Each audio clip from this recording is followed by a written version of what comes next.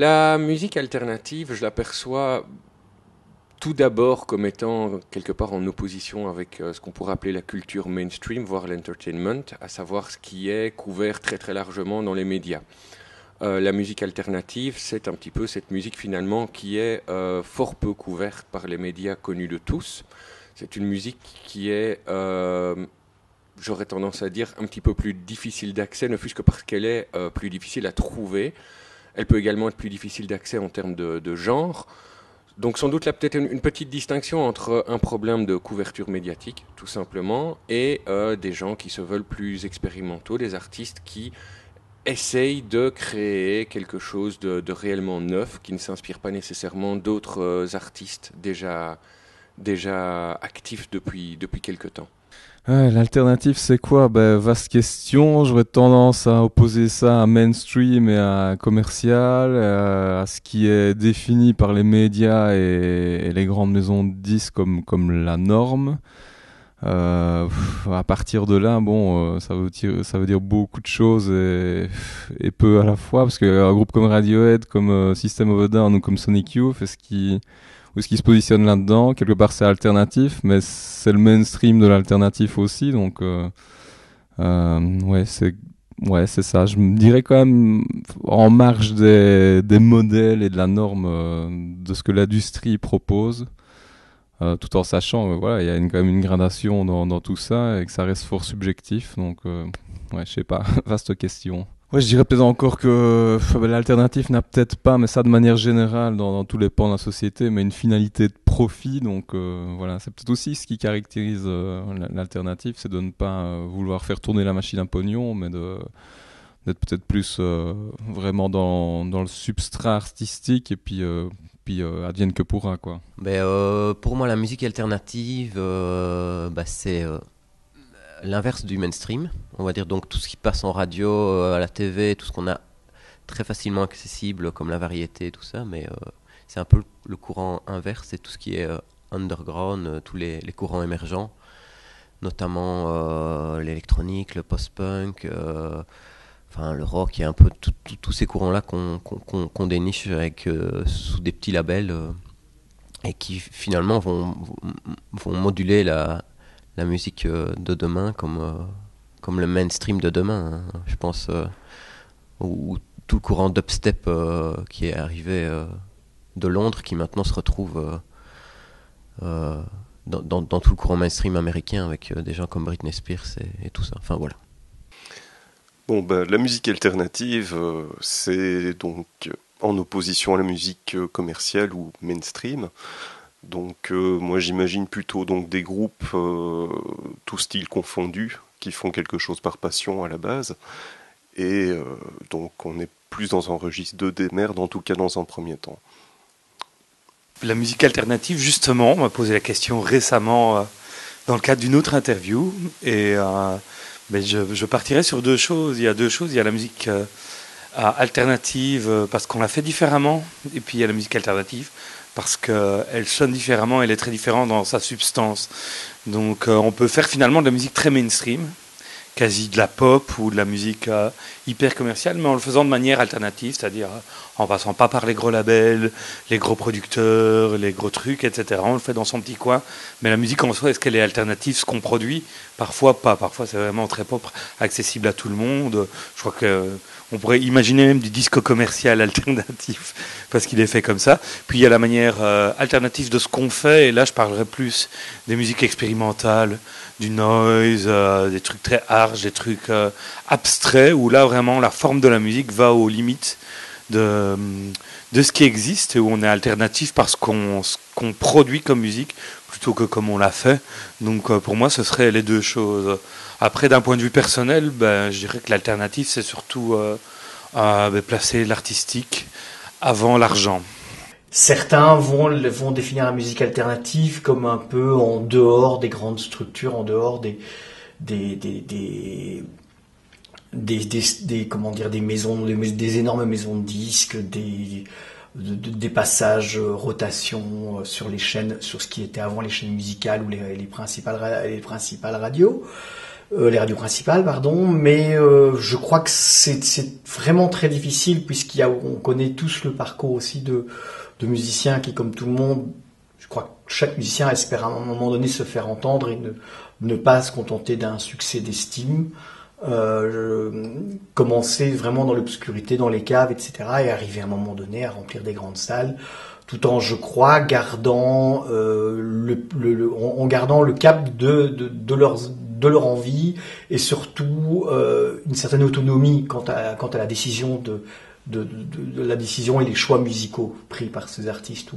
Je crois que c'est peut-être là que je dirais faire alternative, je dirais. C'est peut-être dans ce souci, je crois, de proposer quelque chose de plus personnel, de plus assumé, sans nécessairement, même par rapport à ce que j'ai dit tout à l'heure, même je crois que chaque musicien a envie que sa musique soit entendue par le plus grand nombre. C'est je trouve, en plus, avec la limite maintenant des musiques qui circulent sur la toile, c'est devenu une différence vraiment parfois extrêmement difficile à percevoir. On sait tous aussi que même les musiques mainstream actuelles se nourrissent aux marges. Se nourrissent aux marges. Il y a aussi, je crois, quand même quelque chose qui tient au hasard de pourquoi un tube arrive, pourquoi un son plaît, pourquoi un son devient dominant à un moment donné, pourquoi un genre éclate, pourquoi d'autres genres n'éclatent pas vraiment, mais font une forme de descendance et sont toujours pratiqués dans quelques années plus tard, même s'ils n'ont jamais occupé le devant de la scène. Je crois que c'est vraiment une question qui est je crois qu'il est sans solution, sans définition complète. Oui. Plus alternative peut devenir son propre piège, en sens où on a tous connu un peu comme pour les concours de beat, les concours de groupes alternatifs les plus alternatifs, qui est aussi une forme de conformisme et une forme de mainstream aussi. Voilà. Je crois quand même que je mettrais quand même dans l'alternative, peut-être c'est ce que je disais tout à l'heure, ces musiciens qui, je crois, ne trahissaient jamais véritablement, tout en évoluant, mais leur énergie ou leur envie de départ. Je crois que quand à ce moment-là, leur trajet ne s'enfonce pas dans une forme ne devient pas une forme de carriérisme, simplement aussi parce qu'à un moment donné, on peut pas s'arrêter ou parce qu'il y a des frais et qu'il faut continuer à faire entrer de l'argent dans les caisses. Voilà. Je crois que c'est là. Mais est-ce que c'est propre à la musique alternative? De nouveau, je crois que le débat est véritablement sans fin.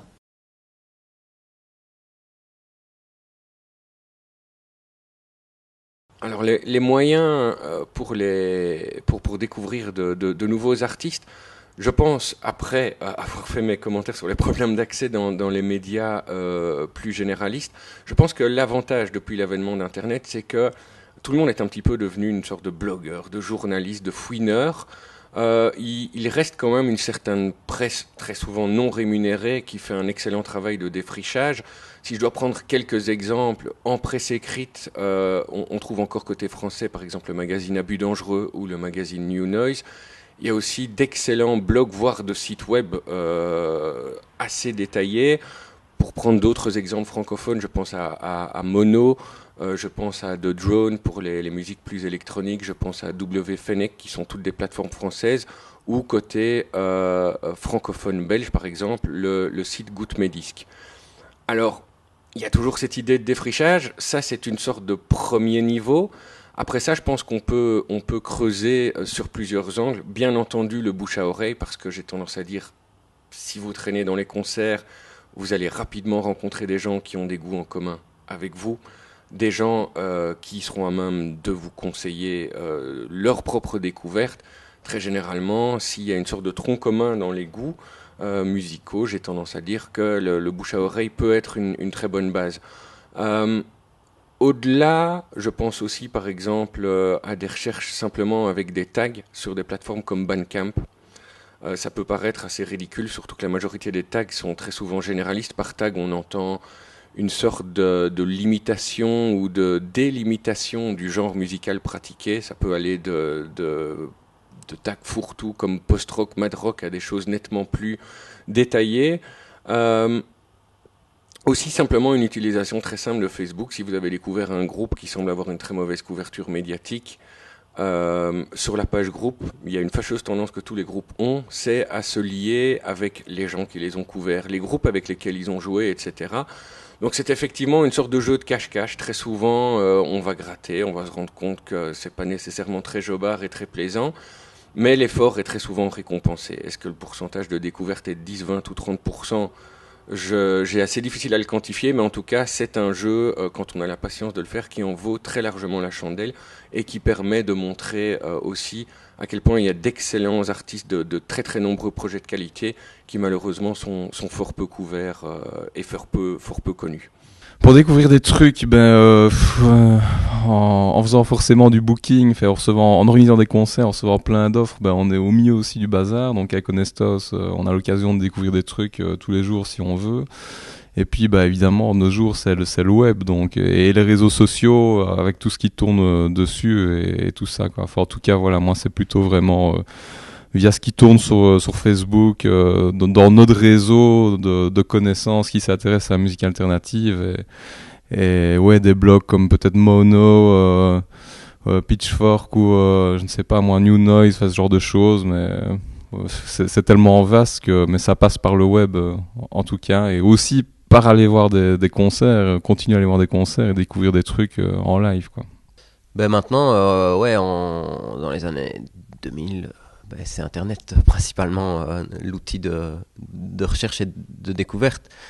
Alors moi, c'est surtout les réseaux sociaux, les contacts sur les réseaux sociaux qui postent pas mal de choses, les blogs, pas mal de blogs américains, anglais, des petits blogs comme des gros blogs comme Pitchfork, et des playlists Spotify, pas mal de choses. En fait, je crois que ce qui est intéressant, c'est de recouper un peu tous ces canaux et d'essayer de trouver vraiment des artistes intéressants, alternatifs et émergents. Donc principalement Internet, aussi des mails qu'on reçoit de bookers et d'organisateurs. Donc voilà. Puis il y a souvent aussi des bouches à oreille autour des artistes. On se dit, ça, il faut vraiment écouter. Et donc c'est ça qui fait que finalement, on fouille et on trouve de temps en temps la perle. Depuis quelques années, avec les réseaux sociaux et leur développement, c'est principalement via des Facebook et ce genre de site que j'arrive à découvrir des nouveaux groupes. Donc maintenant, on a vraiment un contact direct entre les groupes et le public ciblé. Et voilà, c'est principalement sur ce genre de site. Après, il y a des sites du genre Discogs, etc., qui sont une encyclopédie des disques, des médias. Il y a moyen d'acheter dessus. Et voilà, c'est principalement le vecteur qui me permet de trouver des nouveaux groupes. Bon, après ça, il y a bien sûr toujours les concerts, donc les premières parties des groupes que je vais voir. Et bon, voilà, là je continue à aller voir pas mal de concerts et ça me permet de découvrir encore des nouveaux groupes. Voilà, disons qu'avant d'être au Magasin 4, quand j'organisais 1 ou 2 petits concerts par mois, je passais encore beaucoup par les disques. C'est-à-dire qu'effectivement, les chroniques, les médias, etc., on était aussi à l'ère du papier, donc il y avait quelques médias connus, que ce soit des médias de communauté française, mais aussi aller voir à l'étranger, en Angleterre, en France, etc., pour découvrir des groupes, et on lisait les chroniques, et puis on allait louer ou on achetait les CD, on fonctionnait comme ça par CD. Ici, maintenant, avec Internet, plus le changement du fait de programmer beaucoup plus de concerts depuis que je suis au Magasin 4, la découverte se fait par 2 biais, en fait. Tout d'abord par les emails qu'on reçoit de groupes en tournée. Et là, ça foisonne, il y a vraiment beaucoup de groupes et il y a beaucoup de découvertes qu'on peut faire grâce à ça. Et puis des sites comme Last.fm, par exemple, où on connaît un artiste, on va voir cet artiste et on a le lien vers 17 pages de 10 artistes similaires, quoi. Donc on peut aller vraiment très loin dans la découverte des groupes par Internet. Tout est aussi disponible plus rapidement, plus vite. Voilà, je dois dire aussi que pour booker des groupes, c'est plus facile parce que n'importe quel petit groupe a une vidéo live. Et donc on les découvre même en vidéo maintenant, la musique. Après, il y a tous les sites comme Bandcamp, SoundCloud, etc. Mais oui, ça passe par Internet maintenant.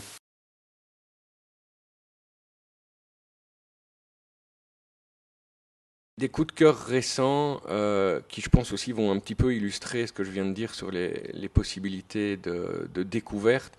Un un projet britannique, enfin gallois pour être exact, qui s'appelle Sleep Beggar, qui est une sorte de mix d'un chant hardcore à l'ancienne, avec des rythmiques électro et rap, voire grime. C'est très très particulier la première écoute. C'est quelque chose qui m'avait été conseillé par un ami, que j'ai eu la chance de voir en concert dans un festival, et qui effectivement s'est avéré très convaincant. Point de vue découverte belge cette année, côté néerlandophone, il y a Brutus, qui est un trio dont la particularité est effectivement que la chanteuse est également la batteuse, donc c'est une présence scénique un petit peu particulière. Je pense que c'est un projet dont on va nettement plus entendre parler en 2015, sachant que c'est un groupe qui n'a encore concrètement rien sorti sur support classique pour le moment. Je pense aussi dans le nord de la France un projet qui a beaucoup évolué, qui finalement devient une sorte de nouveau projet de par son nouveau mode de fonctionnement, qui est le groupe français Fall of Messiah, qui a sorti une sorte d'album concept qui sur papier semble assez ennuyeux, puisque c'est un petit peu l'histoire de gamins, et c'est leur histoire de gamins qui grandissent dans un village perdu à la campagne. Ils ont cherché à mettre ça en musique, c'est essentiellement instrumental, et c'est un album très très touchant qui est sorti en début d'année. Donc pas mal de découvertes, et si je dois en rajouter une qui j'ai trouvé absolument saisissante, c'est un groupe californien qui s'appelle 100 Ounces, que j'invite tout le monde à découvrir, vraiment très très convaincant, et dès la première écoute. Et donc les coups de cœur récents, allez, je vais en mettre 3, mais qui ont vraiment en lien avec notre activité à Honestos, parce qu'on est en plein booking de nos 10 ans, enfin en tout cas au moment où on enregistre cette capsule. Donc je dirais qu'il y a Alarmist, un groupe irlandais dans la veine Redneck Manifesto avec une touche electronica. Il y a Dies, qu'on prononce Duz, je crois, qui est un duo allemand qui a joué pour les 10 ans du magasin 4. Voilà, duo batterie-guitare super puissant. J'allais voir en Allemagne récemment, ça c'est un bon petit coup de cœur. Et allez, un groupe français aussi, Fat Supper, qui a une petite touche d'Edman Ray, Deus comme ça, un truc qui pour moi avait disparu de la surface de la Terre et qui réapparaît dans cette musique, voilà, une pop-up footrack comme ça, à la Pavement, meets Denman Ray ou Deus. Alors dans les coups de cœur, moi je pense à Viet Cong, qui est un groupe canadien qui est signé sur Jacques Jaguar, donc le label de Sharon Van Etten, Angel Olsen, Foxygen, Bon Iver. Et ils vont sortir un album en 2015, à mon avis c'est un groupe à suivre. Sinon, une de mes claques de cette année, c'était le producteur Arca, qui a fait de la production pour Kanye West, pour FK et Twix, et qui a sorti un album en 2014 qui est vraiment très intéressant à écouter, un mélange d'électronique un peu sombre et assez moderne. Donc voilà, c'est mes 2 gros coups de cœur, on va dire, auxquels je pense pour l'instant. Dernièrement, le groupe Sick, qui vient de Gand, et que j'ai vu enfin pour la première fois sur scène il y a quelques semaines. Donc là on est dans un registre plus rock avec une section cuivre qui est assez sympathique. Peter Kernel, un groupe suisse, qui sera certainement encore bientôt en tournée par chez nous. Là on est dans quelque chose de beaucoup plus mélodique, un peu plus rock années 90. Et certainement Doomsday Student, qui est un groupe absolument à voir en concert. Bon, il y a Mombu qui est en tournée bientôt, un duo avec Luca de Zoo et un batteur complètement fou, qui joue un petit peu partout en Belgique et qui fait du jazzcore. C'est un des styles que j'aime beaucoup. J'ai découvert pas mal de groupes en live à ce niveau-là, les Brésiliens de Chinese Cookie Poets. Il y a également eu des Portugais basés en Hollande qui s'appellent Albatre, qui font un truc jazz très très bruyant. Donc ça va plutôt dans cette direction-là. Après, d'un point de vue personnel, c'est assez bizarre, mais j'écoute peut-être plus tellement des trucs alternatifs, mais du vieux jazz parfois, du Coltrane ou des trucs comme ça, ou du blues du Mississippi, des choses ainsi, des choses qui cadrent peut-être pas ou qu'on ne pense pas par rapport à la musique noise. Après, le noise rock, ça reste vraiment le centre de ce que j'aime, mais à écouter chez soi, je préfère aller vers d'autres styles comme l'ambient, etc., le jazz, les musiques blues, un peu de tout. Donc voilà, ne pas rester fermé. Il y a toujours des bons groupes qui tournent, mais c'est vrai que comme je disais, pour les moyens de découvrir de la musique, les moyens d'apprécier la musique vont aussi de plus en plus pour moi vers la musique live, les concerts, etc. Donc j'aurais difficile à dire, comme la plupart des gens qui font leur top de fin d'année, 5 disques, parce que je n'ai pas vraiment eu 5 disques cette année-ci que j'ai adoré. J'ai plutôt eu des coups de cœur en live, des concerts qui m'ont vraiment, vraiment beaucoup plu. Je pense notamment au groupe suisse basé à Berlin, Mono aussi, avec 2 N, à ne pas confondre avec les Japonais, qui ont sorti un album Cheval Ouvert, qui est vraiment une tuerie. En live, c'est une tuerie aussi, une sorte de doom, jazz, quelque chose de très bruyant, très original, individuel. Et voilà, on retrouve peut-être la première question sur la musique alternative. C'est peut-être aussi le fait d'essayer d'être individuel et de faire quelque chose soi-même plutôt que de faire, par exemple, un cover band, on va dire, qui parfois enrichit la démarche artistique.